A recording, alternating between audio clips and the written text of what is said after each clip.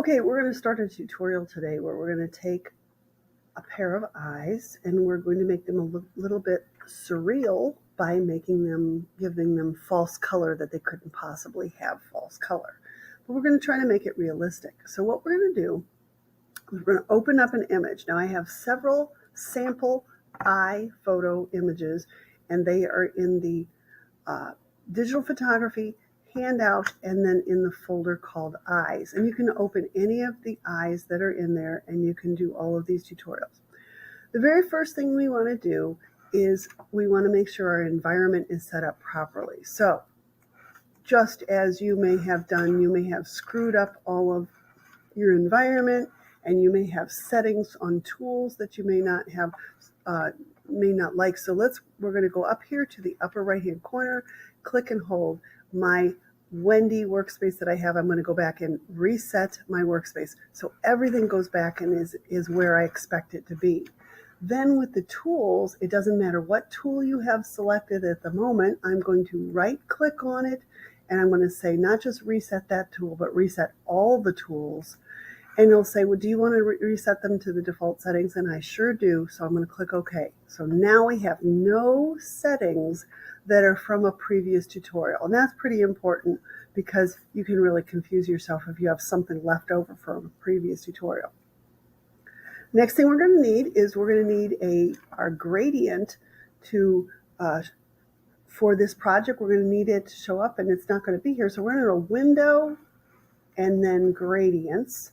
And when I do, it should open up other things. Now, be aware, it sometimes may open up some other things and you want to just make sure that you come back here. You only want layers and history. So when I'm done with this gradients, I'm going to uncheck that to get rid of that as well.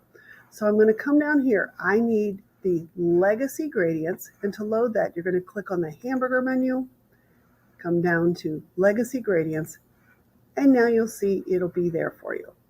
I don't need that anymore, so I can either click on X or I can go here and uncheck gradients. And again, you should only have layers and history in this section here. Options and tools, of course, will be on here. All right, so we're ready to start drawing this shape over top of the eye. So I'm going to come down here to the rectangle tool, and I'm going to click and hold, and I'm going to come down to the ellipse tool. Now, with the ellipse tool in the options, I'm going to make sure that I'm drawing with this shape. And then the fill, I don't want it to be a black color or a white color. I'm going to click on this, and I'm going to choose the third one over where it says gradient. And I'm going to click on this.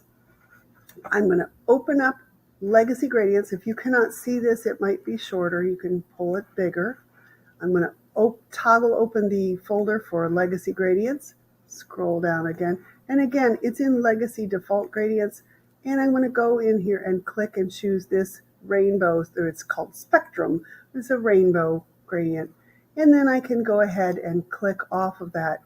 Oops, I don't want that. I just click so that it's out of the way. Okay, so now I'm going to draw this. I'm going to click right in the middle of the pupil, and I'm going to click, and I'm going to start drawing. Now, when I do, you see how it's not going to line up properly. So while I'm still clicking, I haven't let go. I'm going to hold down the Alt button, and you see now I'm drawing from the center.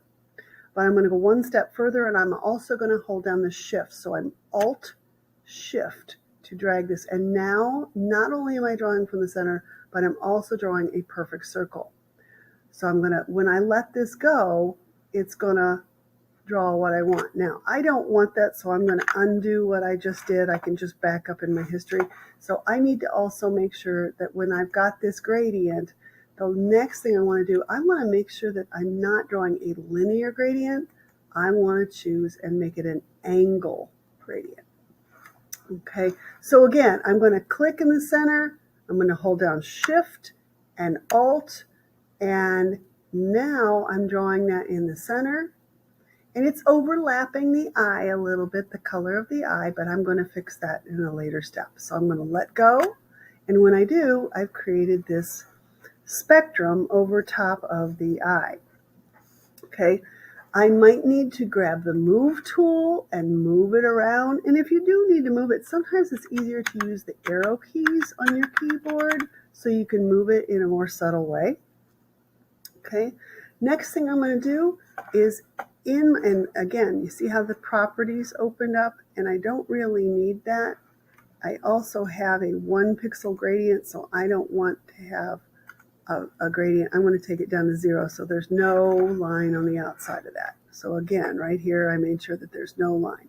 Now, I don't need this properties panel open anymore. So again, window, and I'm going to come down and uncheck properties so it gets out of my way. So I see my more simplistic panels. Now, with this layer selected, I'm going to come up to the blend mode where it says normal, and I'm going to come down and change it to color. And you'll see the eye is starting to look a little bit see-through. Now, because it's overlapping the edge of the eye, I need to clean that up. So to do that, in my layers palette, I'm going to come down to the bottom of the layers palette, and I'm going to click on the rectangle with the circle inside, which makes a layer mask. And you'll see I now have the layer with the layer mask attached. The layer mask is active. It has a white line around the outside of it. I'm going to take this layer mask that is white and I'm going to paint black on it. So I need to make sure that black is in my foreground color. I'm going to switch to the paintbrush tool. And then my brush, I want to make sure that I have it. See how tiny it is? I'm going to make it a little bit bigger so I can see how, I'm just waving my mouse over here so I can see how big it is. But I want to make sure that it has a 100% hard edge. And what that does is it gives a nice crisp hard edge to it. So I'm going to come over here. I'm going to click back on that so that it gets out of the way. And now I'm going to be painting black right on the edge of that eyelid to crisp up the edges. And again, if you look what I'm doing here, right there, I'm creating black on that white layer. So I'm going to come down here and paint a little bit down here. And I'm going to come and sometimes it's easier to just do it in short little increments so that you're not painting too much at a time. So you're going to paint right around that edge so that I'm getting a crisper, more believable edge.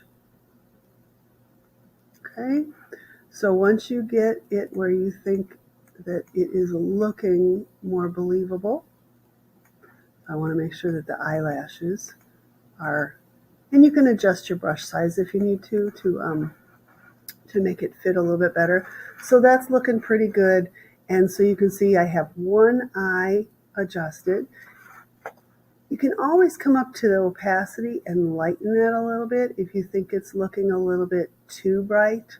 But right now I'm going to keep mine at 100%.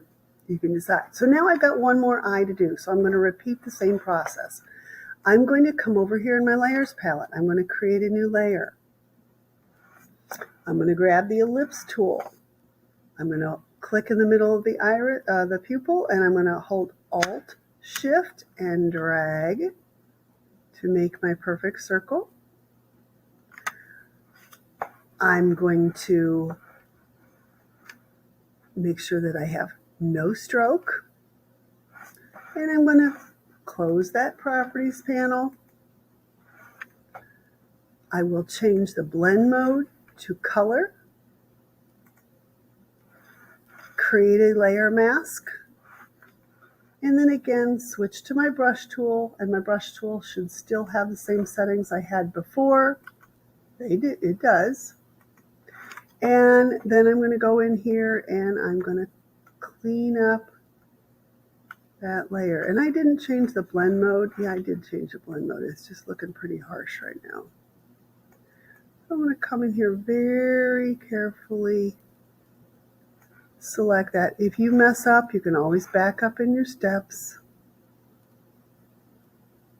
Remember the undo feature. That's the best feature I think the computer has, is an edit undo. And clean that up. And I may have I'm going to back up a little bit because I think I grabbed a little bit too much of that one. It's better to do smaller, shorter strokes because then you don't have to back up so much. So now I've got this, and again, I think that those layers, I think I might like to lower the opacity of those just a little bit. So I'm going to take it down to about 80%, and I'm going to do this one. Let's see, I put it at 79 technically, so I'll put the other one at 79. And so now we have some eyes that are kind of looking a little surreal. And that's what you're going to be doing for your project today.